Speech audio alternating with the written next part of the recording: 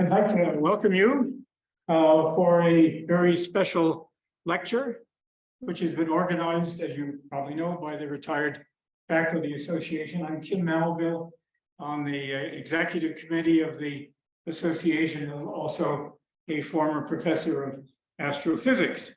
But we see this as a very special Valentine gift to the university and to the Boulder community. And we, as you know, we have candy hearts outside.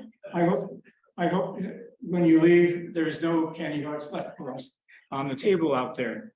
Jeff Mitton is our speaker tonight, an author of, as many of you know, many wonderful and informative columns for the Daily Camera, and he will be introduced by a colleague of his.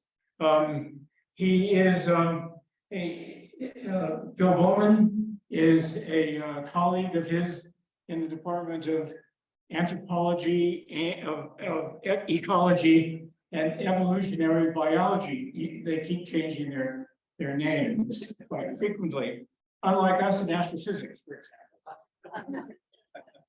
So Bill has been director of the research station for a legendary more than 30 years, and very distinguished in that position, and has been a close colleague of our speaker tonight. So I'm going to let Bill introduce Jeff.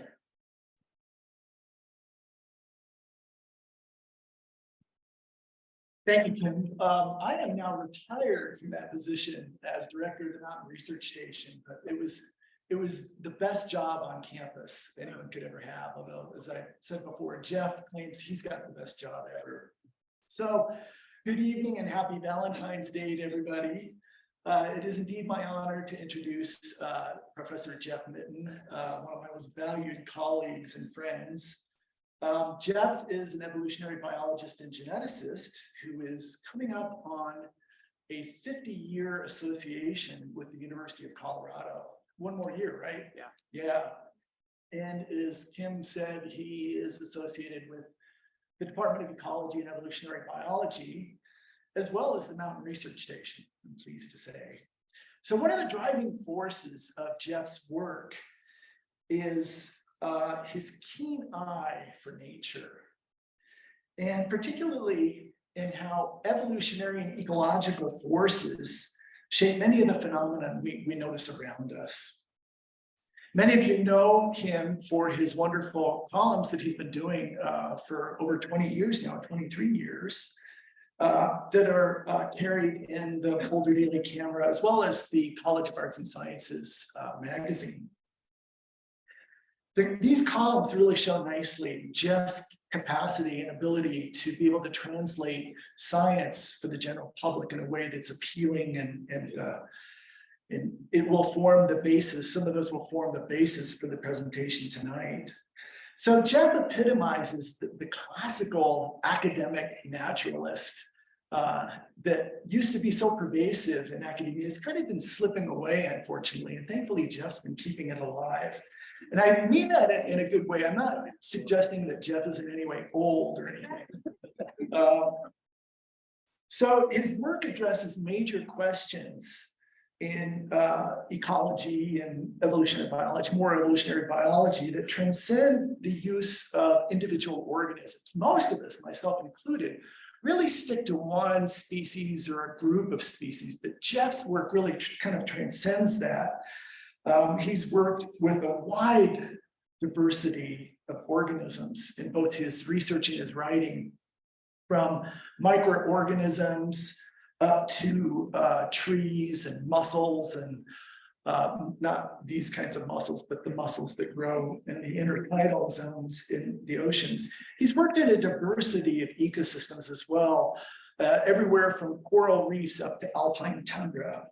And this is really, it's a key thing of his interests in everything, that he is not bounded by any borders that keep him within some artificial bounds. So one of his true loves is the red rock country of the Colorado Plateau, something that he and I share.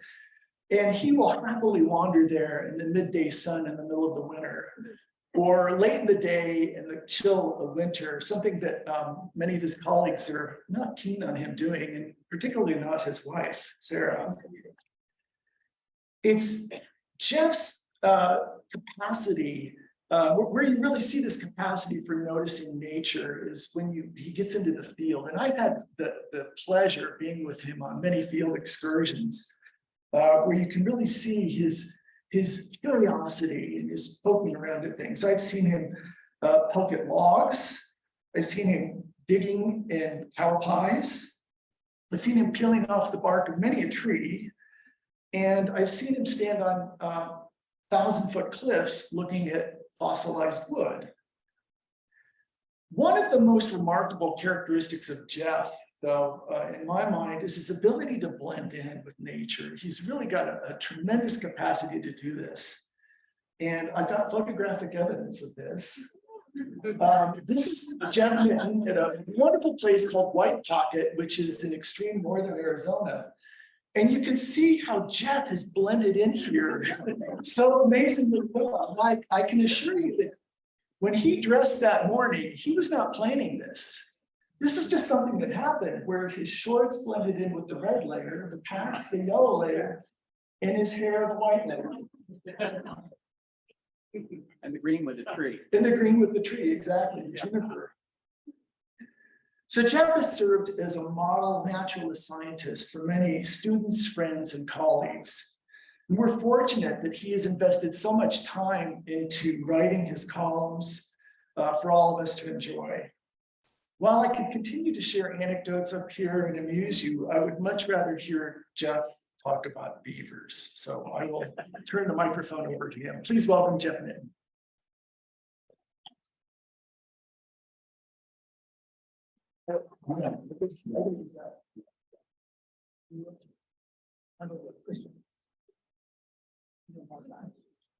I really do love that photograph. And this photograph, you know, it makes me apprehensive to be around people that old. So I'm not going to start with that. I'm going to start with this one. Where are we going tonight? And this is Schaefer Trail in Canyonlands, and I'm getting some feedback, Brian. So what I thought I would do is, first of all, give you an idea of how I got into writing the columns, and then just say that I'm going to take some highlights from 4 groups of columns, and I've written a number of columns on butterflies, and a number on Aspen, and a number on wildflowers and Packrats. And so I'll pick some interesting things from those groups of writings. I was invited to be a columnist in 2000, and at that time I was troubled by it seemed like some people were embracing science illiteracy, and it was certainly spreading. I disliked the public citizens that denied evolution and denied public climate change. And I had come to the realization that scientists could do better, both for themselves and for the public, by a little bit more outreach. So it was the last thing I needed, another thing to do, but it has been so much fun that I continue it, even though I've been retired for 4 years. Let's start off with swallowtails, or butterflies. Butterflies have this neat habit of puddling, and this is the western and an Indra swallowtail at Heil Ranch. And that day, there were 5 species in this group of perhaps 200 butterflies. And you could get right up close to them. They weren't apprehensive. They wouldn't fly away because they have their mouth parts reaching into mud or very wet sand. And they're sucking out the fluids. The fluids have water, minerals. There's even some nutrients in there and some salts. And the males in particular need that for the breeding season. Here's another puddling session, and this one's on the Uncompahgre Plateau. And The yellow ones are clouded sulfur butterflies, and the green ones are Queen Alexandra's sulfur. And in this one, you can see much better the mouthparts going into the sand. And they're so intent on that I could crawl up to these and lie down next to them and take pictures. It was just a delight. What I want to start off with here is that these Queen Alexandras are masters of color polymorphisms. I'm only going to mention one tonight, and that is that when the males unfold their wings, and you can see the dorsal side, they have scales that reflect and refract light. And what you can see, if you have the power, if you have the right rods and cells, they shine. They have a UV pattern, which both males and females can see. Only males have it. And so both males and females use that pattern to say, okay, that one's a male. And at some times of the year, they'll want to stay away from males, and other times of the year, they'll want to compare them. So it's a handy signal. And Coleus, there are many Coleus butterfly species. I think there's about 90, and most of them have this pattern where the males have UV reflectance and the females do not. This one I saw about 100 yards away. It's a big animal. It's 6.5 inches in wingspan. It's a two-tailed swallowtail. I saw it in Rattlesnake Canyon in the Colorado National Monuments. And this got me thinking, wow, I saw that from a long ways away, and I don't have the eyes of a predator. Why hasn't something eaten this? Why isn't something swooping down on it right now? And we do know that some butterflies, by virtue of what they ate as caterpillars, have poisons that they've taken from plants. Others do not. And so the others sometimes rely on something called mimicry, which we'll get to in a few minutes. But it's an interesting thing to ask for any species, because the stories are so varied and complicated. What is the role that the conspicuous colors and patterns play? And I think one of the species that works best for looking at that question is the black swallowtail. And the black swallowtail is common here, and it is edible. So if a bird came along and grabbed this caterpillar in the middle and bit, it would have something good to eat. But this is aposematic or warning coloration, and that typically says, don't come near me, I'm defended. Either I have poisonous spines or I have poison inside of me, and this one doesn't.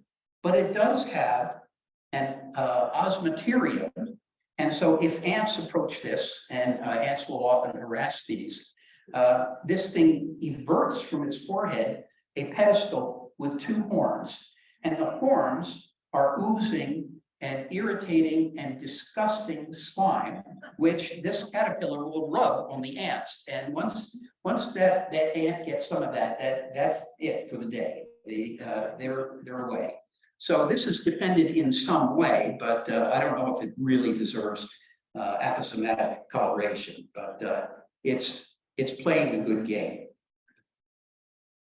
This is the adult, and the adults of black swallowtails are edible. And one thing I want to mention here is that this male I awarded that male, that particular one, the Darwin Award. Now, the Darwin Award is usually awarded to human males, 92% of the time, for extraordinarily idiotic behavior that results in death before they've had an opportunity to reproduce. And it's a way of commemorating them for being so nice as to take their genes out of the gene pool before they get in, and therefore making the species probably a little bit better. That's the Darwin Award. What did he do? this guy emerged around the 1st of October, 6 months early. And I hadn't seen a swallowtail for a month. And this guy is out. And my prediction, and I watched for swallowtails the next several days, no swallowtails. This guy had a very lonely life, and he had no chance of lasting until May, when the females would be coming out. So that one got the Darwin. What I wanted to show you, though, also was that this guy has a conspicuous color pattern, and he's edible. So how does he get away with that? And that color pattern says, I am a pipevine swallowtail. Well, he's not a pipevine, he's a black swallowtail. Pipevine swallowtails are usually sympatric with these, and they are horrendously poisonous. And any predator that has had an adventure with a pipevine swallowtail wants nothing to do with anything that looks like pipevine swallowtail. So this guy flaunts those colors, and it's the evolution of that similarity is called mimicry. And so this mimetic butterfly is getting away with it. But the story gets better. This is the dorsal and the ventral pattern for a female. They both look very much like pipevine swallowtails. And although they're edible, they get a pass from the predators. Now, if we go to males, most males look like that pattern on the bottom. And that one doesn't look like a pipevine swallowtail. It says, I am a black swallowtail. Everybody knows they're edible. And so it turns out that a small proportion every year have that other pattern, and that is the female pattern. That's the one that says, I'm a pipevine, keep your distance. The one down here says, I'm a male, do you want to mate? And so there is a balance here that makes one rare and one common. The one up top there is probably going to live a longer life because there's no predation on it. The one on the bottom will live a shorter life. He may get taken, but he does a lot of reproducing. The metric that is most important in evolution is reproduction. And so there is some advantage to being that kind of male, and there's some advantage to being this kind of male. There's more of an advantage here, and so they're more common. Now I'm going to ask a rhetorical question here. What's the largest living organism? And while you think about that, I'll tell you that this is a photo of the Ruby Mountains in western Colorado. And we got off into this portion of our research when Michael Grant over there, and Michael, can you put up your hand, please? Michael Grant and Jan Linhart and I were having lunch in my lab. Mike had given us a paper by Burton Barnes at the University of Michigan describing an aspen cone. We started off with the discussion of this humongous fungus, and people were all at Twitter that the biggest thing had been found, and it was a fungus that infested pine trees, and it covered 60 or 80 acres, which is quite amazing. And people were all at Twitter about that. But we recognized right away that Burton Barnes had described something that covered 106 acres. And we've been in aspen forest quite a few times. And so on the back of an envelope that day at lunch, we said, well, that's going to be, approximately 47,000 stems. Each one of them, on average, will be about 25 feet tall. That's this sort of diameter. And we looked up the weight of wood, and we figured how much would that thing weigh? Cut it down, pile up all the lumber, dig up all the roots, pile that on top. How much would that weigh? And the answer was 6,600 tons. And so we thought that was a conservative estimate of how big this clone was. Now, this is one of the cute little things. Each one of not one of us would claim that that was the most important research that we ever did. As a matter of fact, we did almost nothing other than write a letter to nature. But the story was so easy to tell and so easy to understand that people embraced it. And we got interviewed by the New York Times and radio stations, and it's in textbooks. And if I ask my 6-year-old granddaughter, what's the biggest living thing, she knows it's an aspen. They even teach it in kindergarten. And so here's a stamp. They actually put out a stamp to commemorate this thing. And let's go and see that clone. Now, Mike came up with the name Pando for this clone. And Pando is Latin for eye spread. And eye spread refers to what a clone does, mostly by the roots. And the roots are shallow and they run just underneath the surface. And here we are in Pando. And let's look at, let's say this one and this one. They look like trees, but we don't call them trees because they're not separate trees. They're joined by the roots. And those are joined to this, and they're joined to that, and that, and that. And so we call them stems, or if you're talking about clones, those are ramets or part of the clone. And so there are perhaps over 40,000 ramets to this clone.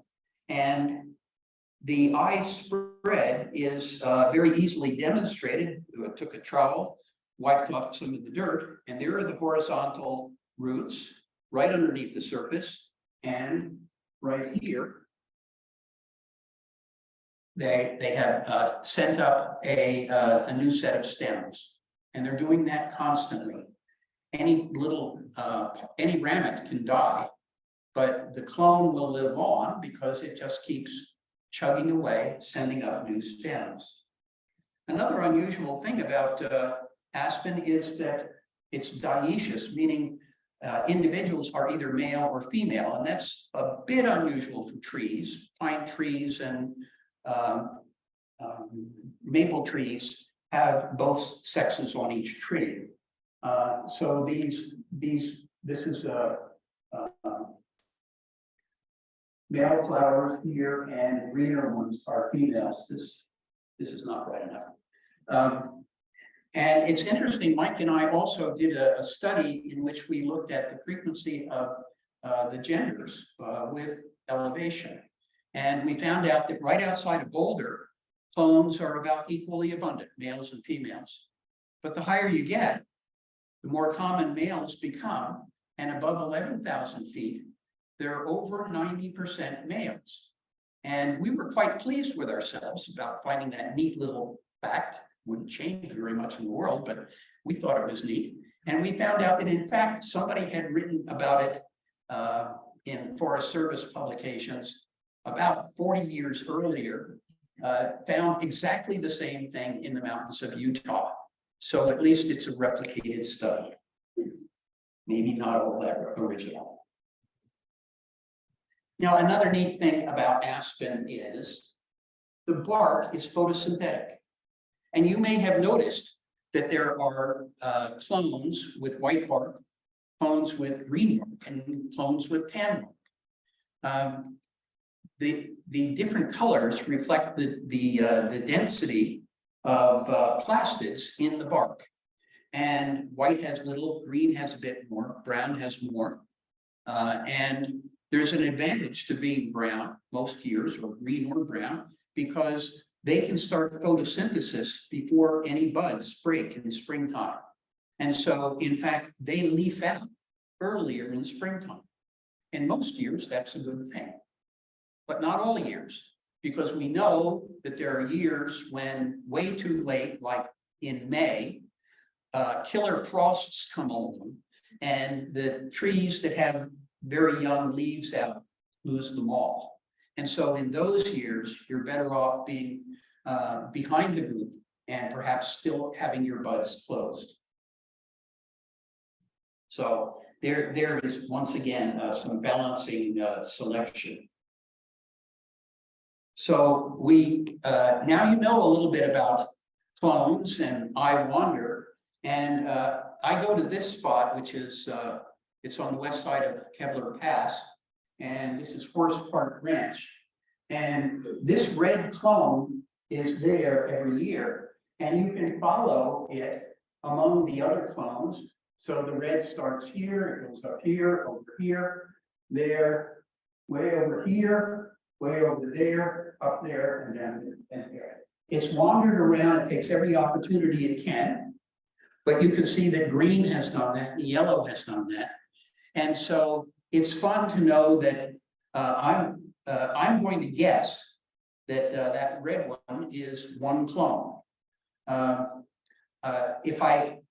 If I ever get to it, and I always seem to do something else, if I can get to it, I'll be able to say, yes, it's all one clone or not, by simply looking at all sorts of other traits, like the color of the bark, or the timing of fall colors, or the timing of leaf drop, or bud break, or the black marks on the bark, or the branch angle, or the branching habits. Some grow very tall and straight, others grow as bushes.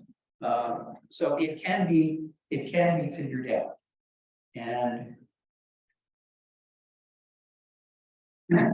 another thing that is very nice about this is that in that part of the world, and here I am in, I'm sitting on one of the Ruby Mountains, and over here, this is the West Elk Wilderness.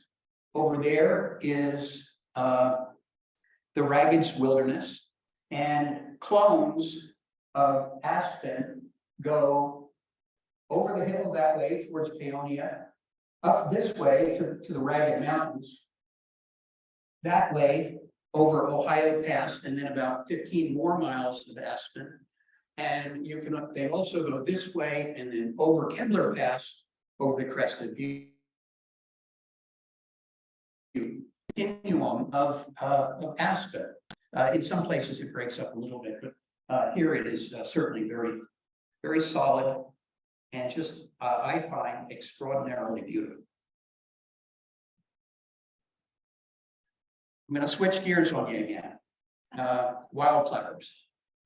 I like to go to the area around Crested Butte in either July or August every year because the wildflowers are amazing. This is Hasley Meadow, and I've gone north from Crested Butte, up Gothic Valley, over Schofield Pass. You only have to go about 2 miles, and there's an enormous trailhead there. The trailhead goes to the Maroon Bells, and I am in the Maroon Bells Snowmass Wilderness, and I walked that day for 8 hours among mountain meadows, continuously with flowers beside the trail. It's really exhilarating. And let me show you some of them. Okay. Colorado blue columbine. Now, sometimes there are expanses of them in the field, and sometimes there's great big densities like this one. This really caught my eye. But you know, there's something unusual about the blue columbine, and that is you can see that if you are driving up to Estes Park, 2 or 3 miles before you get to Estes Park, you can stop at the Hermit Park open space. You can drive in for a small fee, take a walk along the Aspen Trail, and you do get to see the normally shaped columbines. But then in addition, you'll see columbines that have, by the way, the petals on this have 2 parts, a white blade and then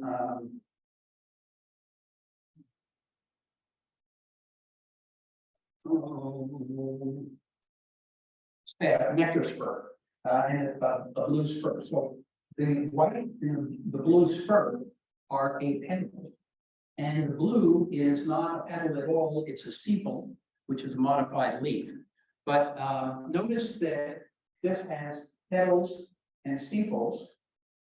This one has half of the petal, the white blade is missing, but it does have these spurs. And this one over here is missing both the white blades and the spurs. And these will grow in an area as big as this stage here. And so this is simply genetic variation among these individuals at 2 genes. And one says yes or no for the spurs, and the other one says yes or no for the white blades. And it's the same sort of variation we have in this room for hair color or eye color. But it's really quite spectacular to see. Now, here's one that I think is just a joy. Deaf camas.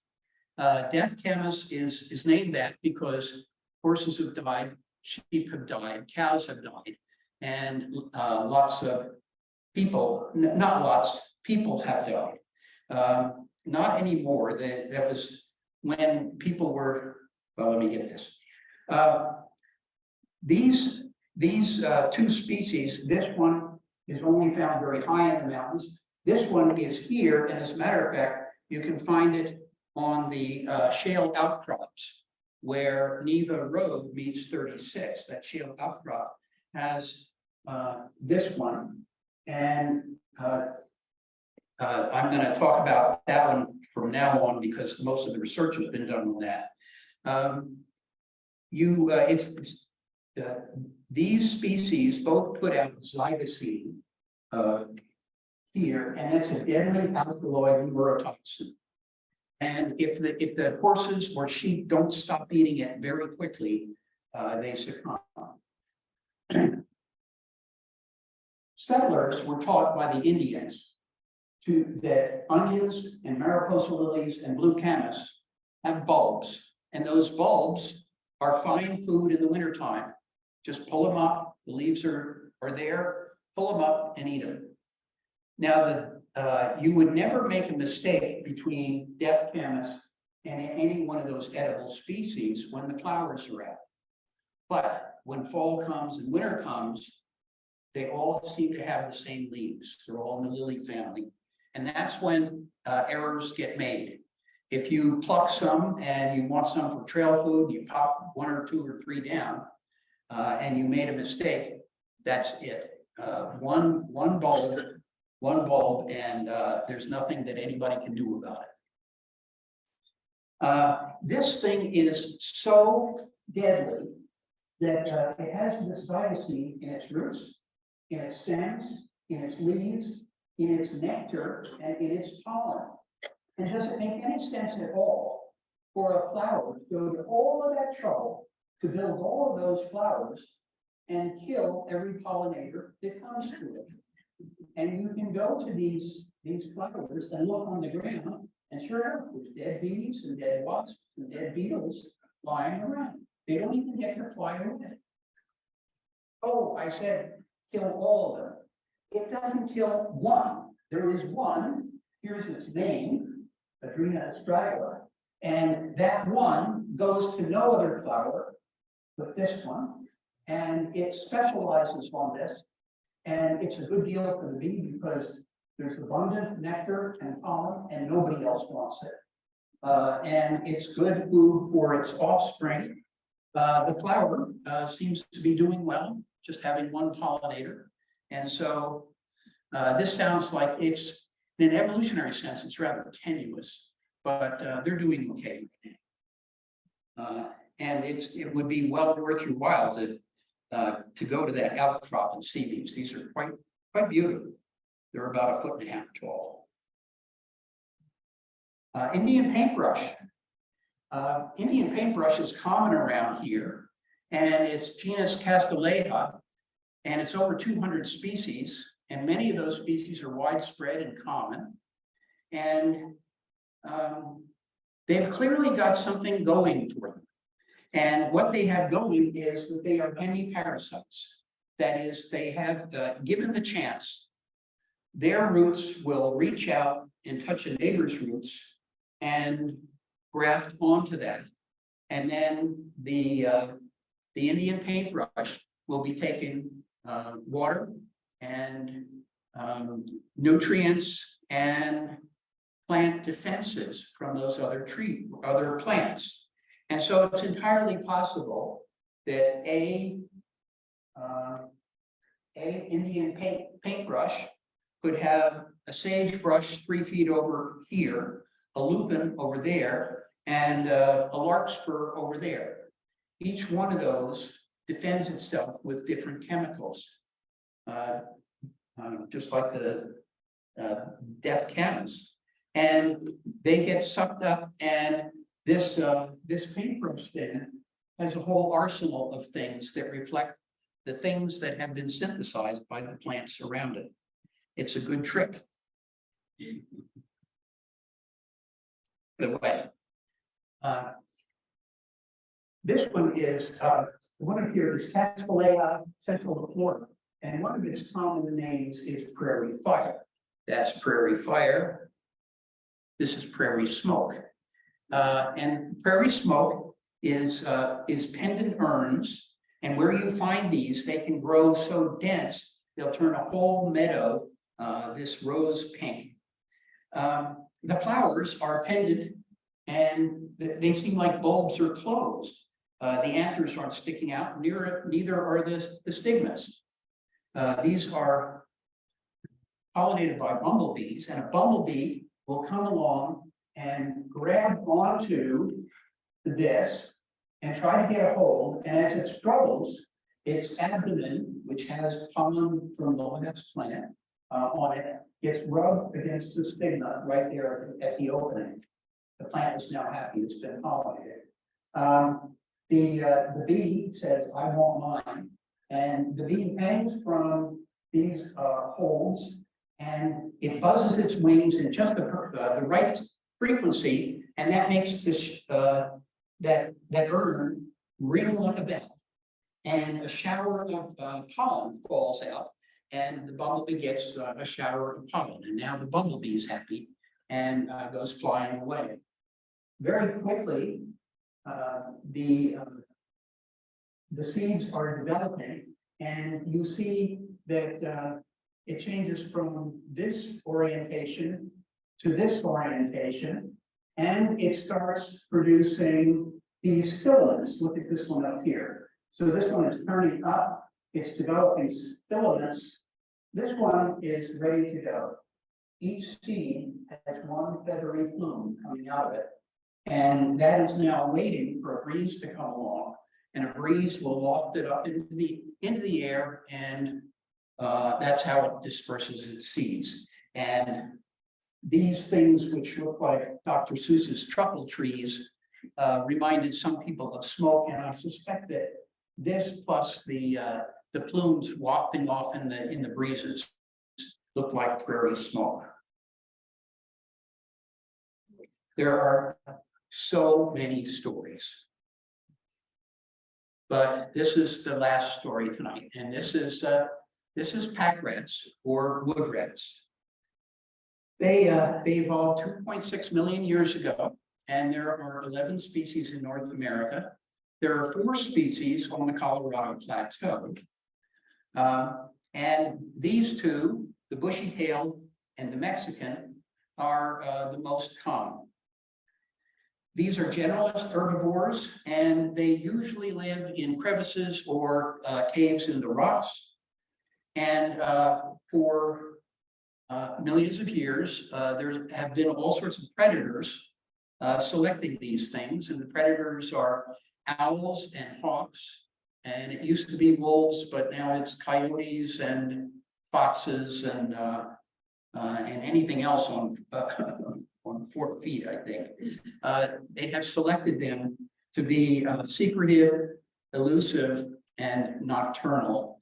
I've seen them scurry away, but I certainly didn't have a chance at a flower or a photograph. And so these photographs are from the American Society of Mammalogists. They're cute little things. They're not that good. The bushy-tailed is 16 inches from nose to end of tail, but half of that is tail. So a bushy-tailed would have a body that size. This is Ruby Canyon in the McInnes Canyons National Conservation Area. And the Colorado River and the California Zephyr travel through Ruby Canyon.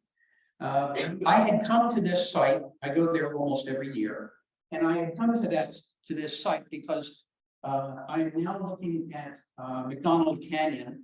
I'm on the western side, and there's the eastern side of it. I want to walk along this edge of the canyon and then over to here. And from there, you would be able to look upstream, and there, it's called Black Rock Rapids. And I've heard that it's scenic, and that's where I was going to go because I wanted that picture. I never got there, but come along with me on this hike. As I was hiking in the morning, I now was walking along that eastern rim of the canyon, and I noticed these, and there were quite a few of them. I saw 8 or 10 in the time I was walking on that eastern rim. And Craig Childs in Stone Desert explained something about this. He said that when water is flowing across slope of sandstone, if it's a very gentle slope, the water goes slowly and it digs a channel which is fairly straight. But the steeper and steeper the grade, the faster and faster the water goes, the more energy it has, and the more it slaloms.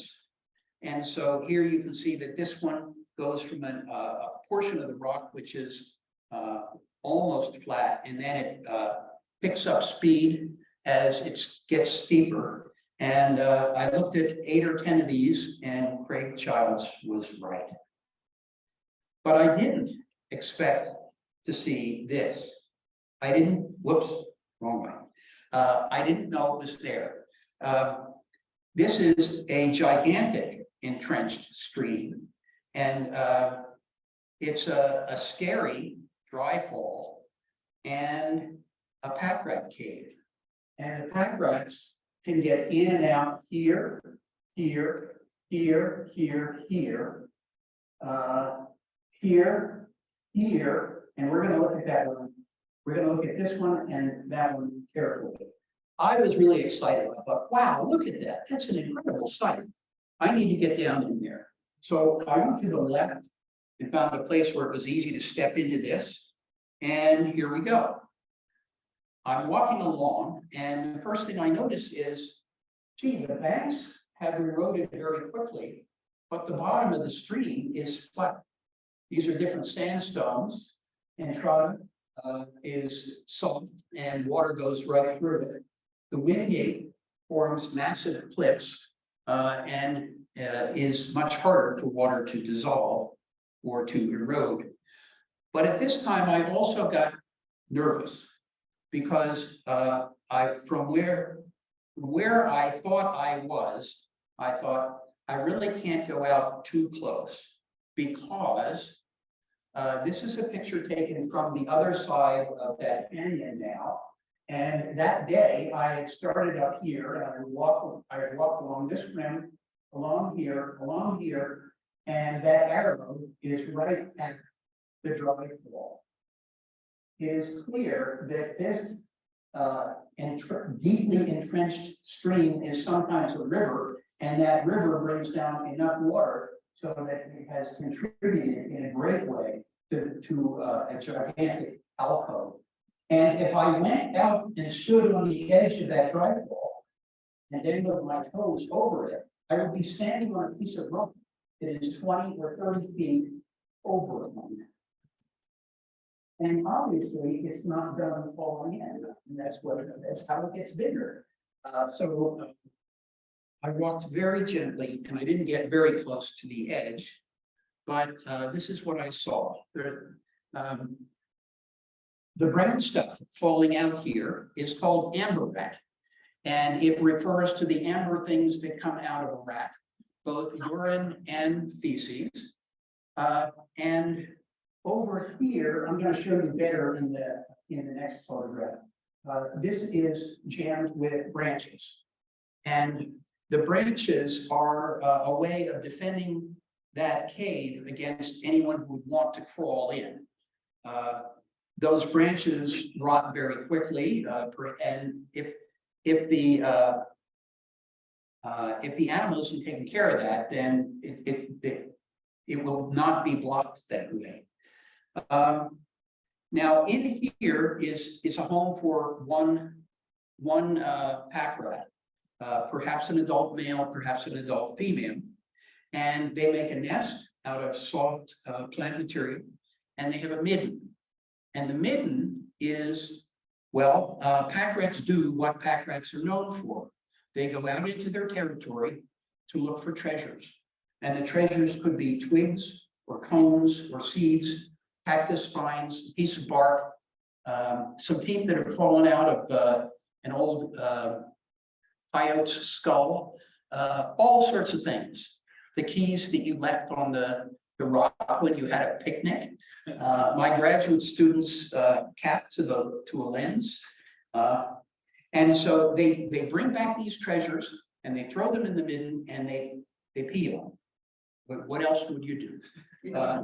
And the pee dries or solidifies, and the word that the people use is indurate.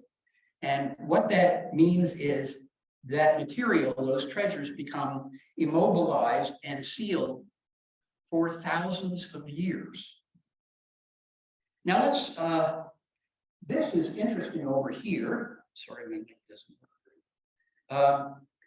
Because I've seen squalid packrat caves, and this is not squalid at all. As a matter of fact, it's very colorful and it's ornate.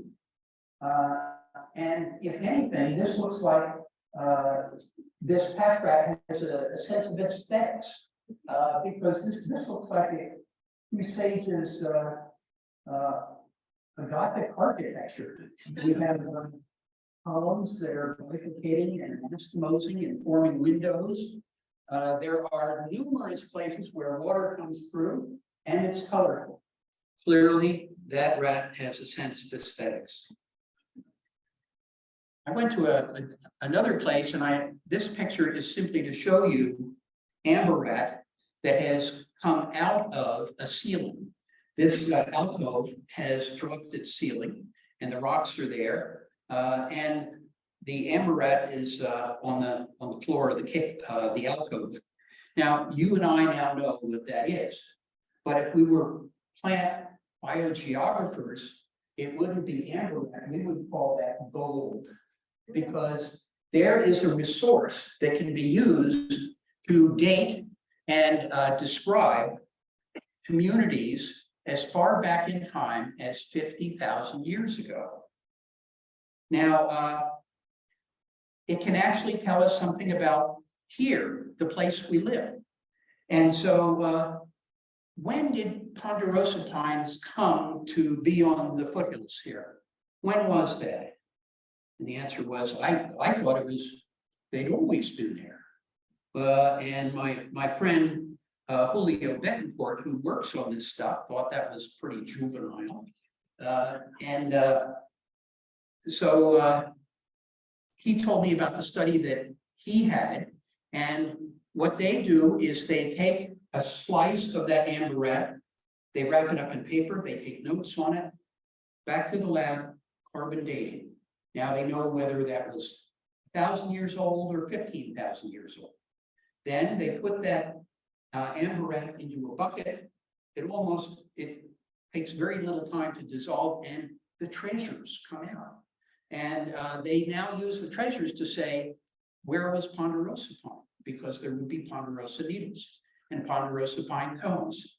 And so they found out that at the height of the glaciation, the ponderosa pines were down on the mountain islands in southern Arizona and southern New Mexico. But then as the glacier receded, the climate got warmer and the trees started moving north. And by about 11,000 years ago, they were about ready to enter Utah and Colorado. And 5,000 or 6,000 years ago, the trees got here. Now, 5,000 or 6,000 years might sound like a long, long time. But there were people here long before the trees got here.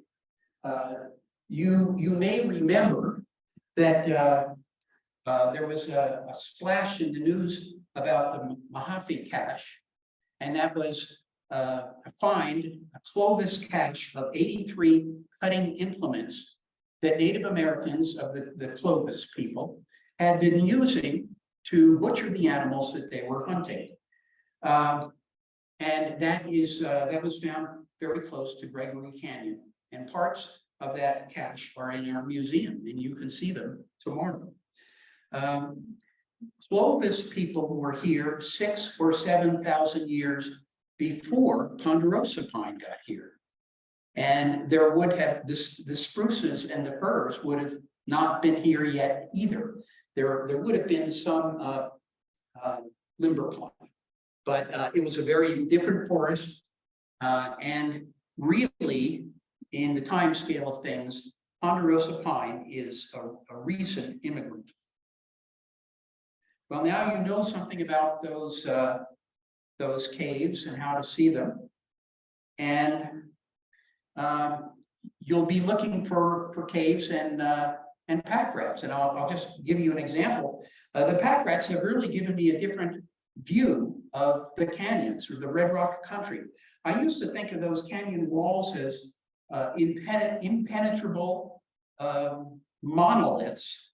And now I think it's just the opposite. I walked into this box canyon because I liked its form. And I took this picture, and then I heard, I think, a packrat making some noise in its cave above me. And I looked over there and I thought, oh, I'm pretty sure I know what that is.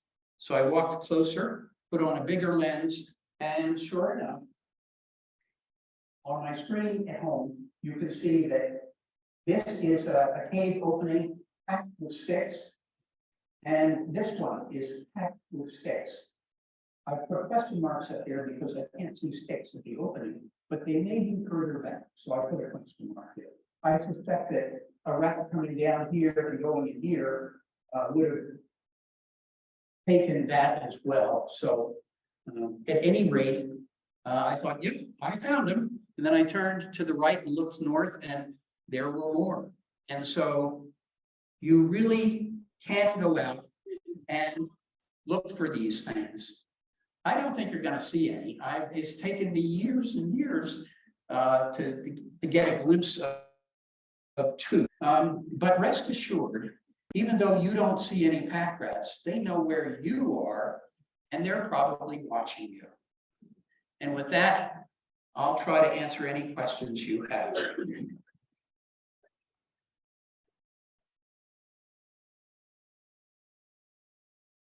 Thank you for actually a wonderful talk.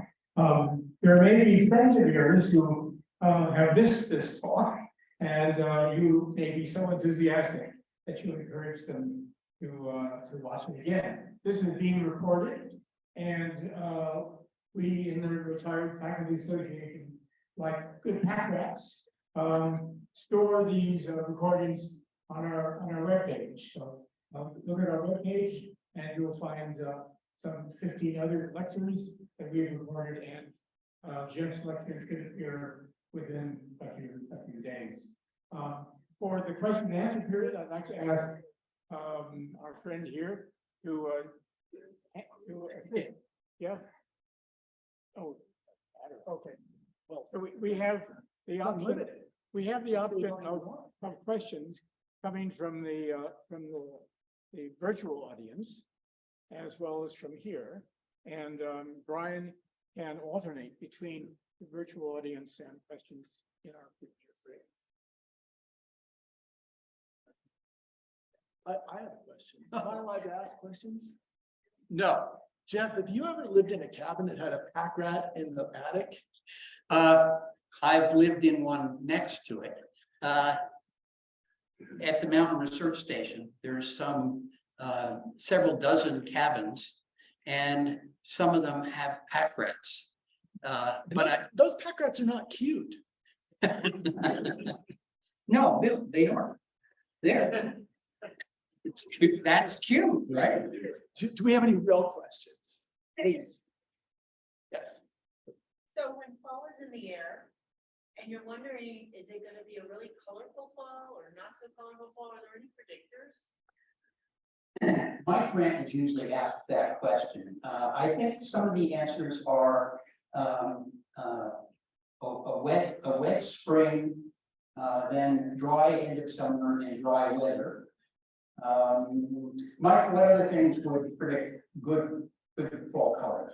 Gradual cooling. Gradual cooling. Colorado's not very good at A that. wet spring would induce a lot of leaf fungi, Arsenina and the like, and they would cause the leaves to drop quickly, and this fall wouldn't be as good. Okay.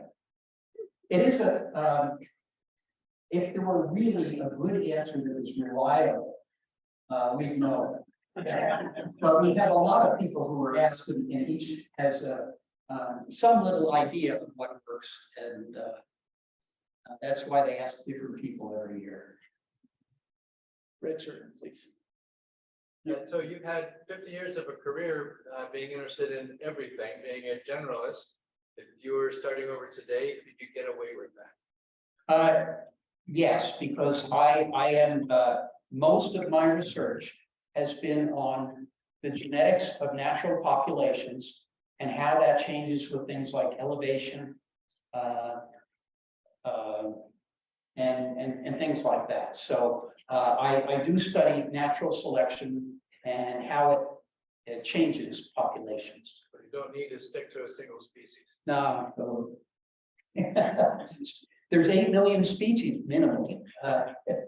So no. Blue sweater. A couple of slides back, you had talked about the material that had fallen, that a couple of people, or a certain, yes, there, had fallen from the ceiling. But when this was formed, wasn't it on the bottom? There would have been a layer of rock and then a hollow space, and the rats filled that up with amber.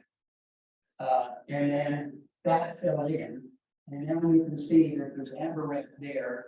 It only looks like it's a foot or a foot and a half deep, but perhaps further back it's 4 or 5 or 10 feet deep. And in some caves, the amberette, I think the record is 20 feet thick. White hoodie. Yeah, I get asked this question at the Museum of Nature and Science all the time. Natural selection and wisdom teeth. Have you thought about this? And can there be any natural selection involved, or is it just perception? You know, it's interesting that it sure is a problem in societies that have wonder bread and nothing hard to chew, and where people are not told they have to chew leather each day to soften it up. It turns out that up to about, I would guess, 1,000 years ago, people used their teeth very much more than what we do today. And so it's been a very recent change. And even so, it's not in all societies. Is there a natural selection working on humans today? Absolutely. Is it working on wisdom teeth? In some places, well, it makes you miserable. Does it kill you?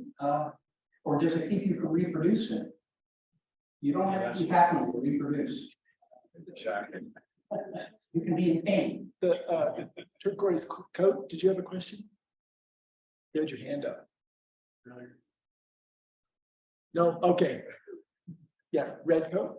So you mentioned that mammoth and large fauna existed 13,000 years ago, time close people around. What killed the megafauna? There's a continual dialogue about that. I do believe, because it was consistent with the arrival of the Clovis people, that hunting had a major impact on it. People will point out at the same time the climate was changing, and that's absolutely true. So there may have been a lot of this and a little bit of that, but that debate just keeps seething back and forth. Mike? Dr. Grant?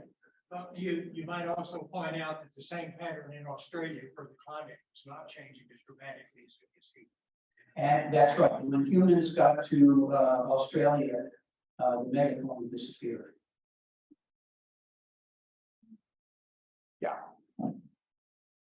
Of all your explorations and expeditions and discoveries, can you think of one that made you smile the most?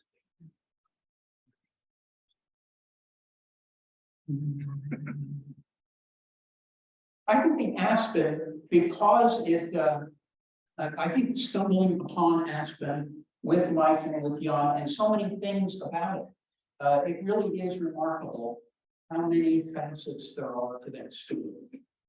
And in addition, I try to spend September and October each year as much as I can up in the mountains, just enjoying the Aspen. So I'm going to say Aspen probably.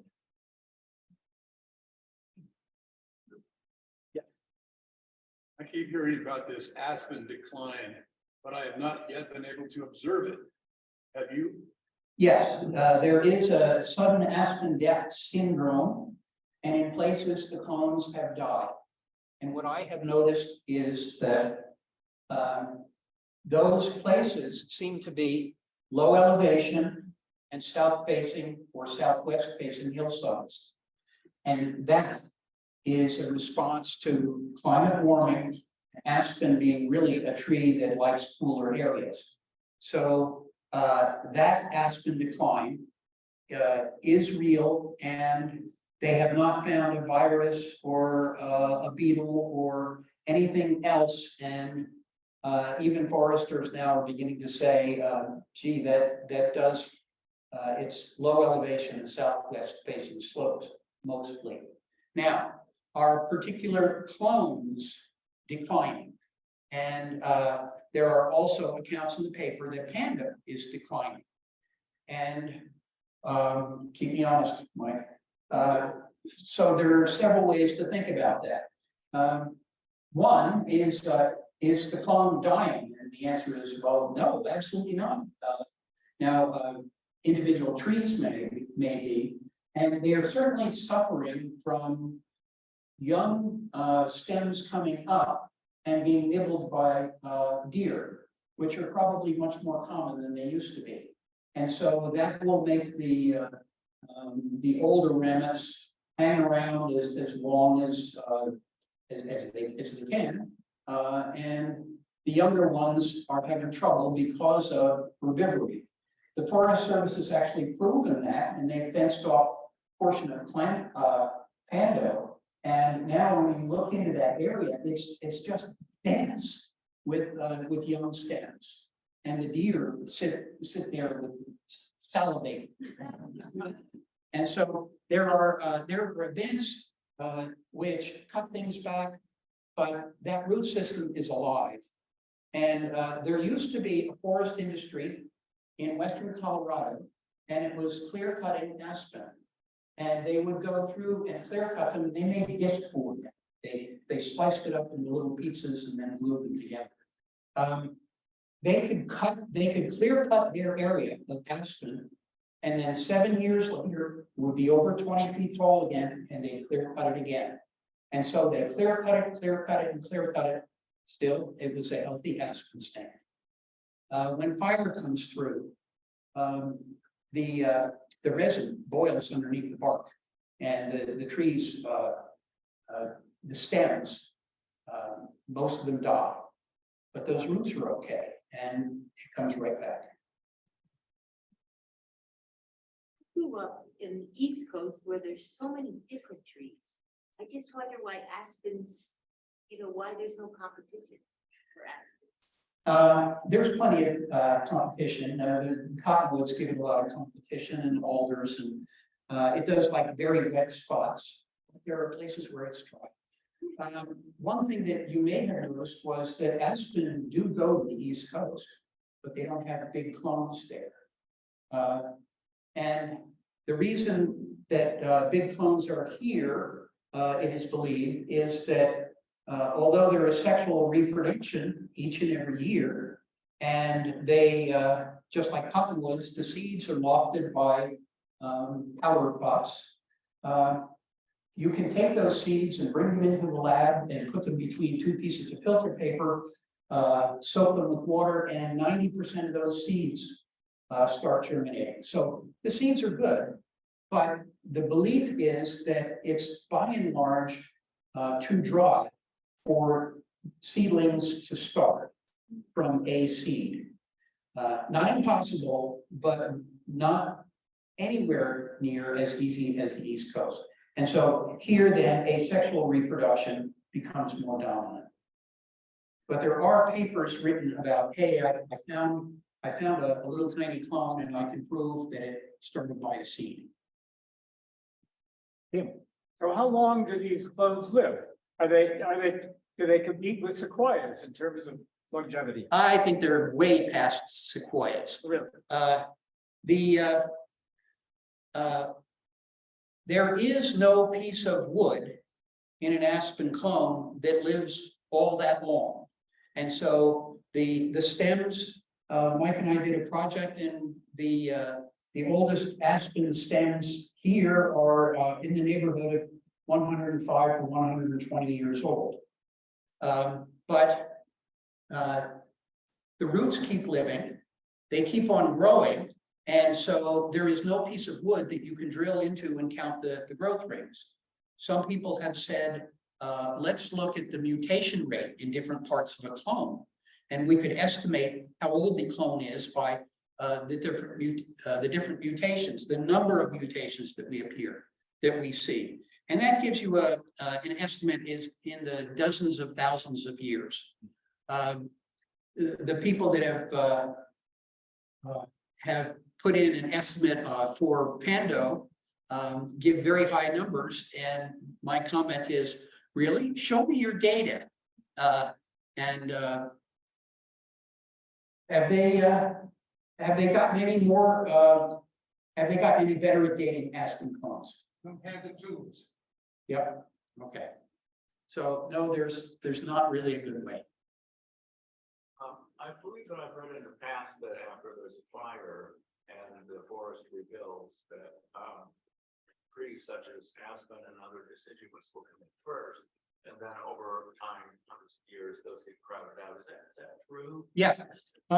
Aspen is it comes in very quickly because those roots grow quickly. And so after an avalanche or after a fire that kills pine trees and spruce trees, those roots can grow very quickly. I once did a very dumb thing, and I put some aspen in my front yard. And within 3 summers, the roots had gone the length of my yard and into the side yard. So now that they were sort of behind the house now. They'd gone underneath 2 sidewalks and around the house. And that was only after 3 years. And so they will come in and they'll fill up an area very quickly. And so they benefit by fire in that sense. But then white fir or Engelmann spruce will slowly push them out. You get to the point where there's a mixture, and then the aspen needs a lot of sunlight too. And so they do get pushed out by the conifers, though that root system may live for quite a few years. It does live for quite a few years. Yes. Where was the first picture taken? It almost looked like a house. The one with Jeff in it? Yes. That's at White Pocket on the Paria Plateau in extreme northern Arizona in the Vermilion Cliffs Wilderness. Yeah, wonderful. That was a neat picture, wasn't it? I didn't know he took that. Yeah. I've shown it once before, so he's lying. Well, I did learn, but I didn't know at the time that you were doing it. Yeah. Yeah. You happen to know, do those pines or the firs that brought out the aspens. Would you happen to know, do they share mycorrhiza? You know, most of the forest trees that they know about nowadays have mycorrhiza. Would they share them with aspen? I don't think so. I don't think so. It is, and it is known, you read a column, didn't you? That aspen boletes can connect different clones. That's a mushroom, and it has mycelia that's spread out, and those are mycorrhizal with aspen. And so it's conceivable that if two clones come close together, the mushrooms there in the center can contact both of those and bring them together. So that is known, and that was a recent column. But will it go to pines? I've never heard of that. I've heard the story that alders will connect with Doug firs, and then the young seedlings that were planted by the Forest Service over at Clearcut will actually be fed by the alders. And so when they wipe out the alders, the seedlings don't do well. When they leave the alders, the seedlings prosper, and when they get big enough to shade, then it reverses and the mycorrhiza feed the alder. So I'm just curious whether that could be happening with the aspen feeding the firs. Well, you have got me flat-footed and out of my comfort zone, so. I'll take a stab at that. Okay. Alders fix atmospheric nitrogen. Yeah. And many young plants have a limitation in their growth because of the supply of nitrogen. So it could be that the alders are providing additional nitrogen for those seedlings that are just getting started. They are not exchanging carbon between That via was the the reason mycorrhiza. when I read. Yeah. Well, I think we should thank Jeff again for a wonderful talk.